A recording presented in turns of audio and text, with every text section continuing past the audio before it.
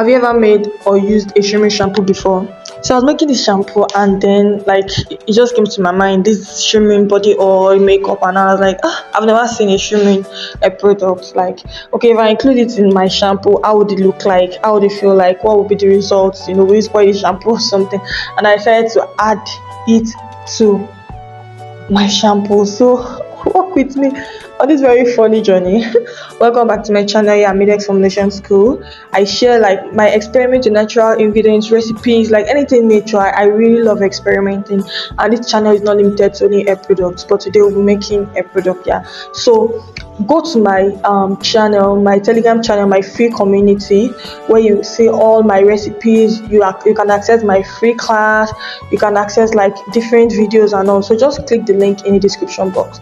So yeah, I'm using rosemary. I love rosemary. I use it a lot in this on this channel. Yeah, so what I'm just going to do is I'm going to boil the rosemary, and then after a few minutes after boiling, like I'm just going to extract it, as I'm going to sieve out rosemary, and then I'm going to be using the water.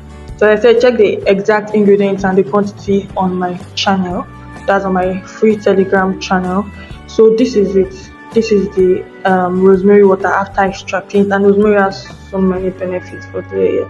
You can also experiment with other herbs or other plants and all that, depending on what you want it to do for your hair. Like, don't be rigid, right? You can use what you have at home, right? Just be sure that it's safe for your scalp and it has added benefits for your hair and all that. So this is it. Like, the last thing I added was the essential oil, and this kind of shampoo is not the one that you would like you leave in your bottle for a long time.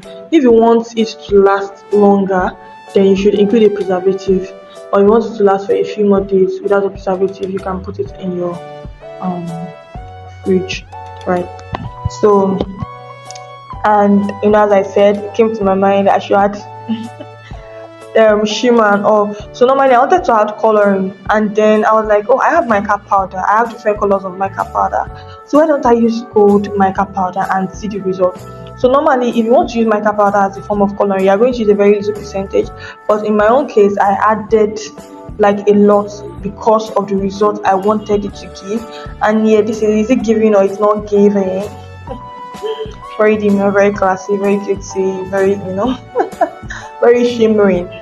Anyways, so yeah, this is it. So after adding this thing, like what was I thinking? Okay, anyways, it was I tested it on my hand, and then you see that it's glowing, like glowing, shiny, radiating.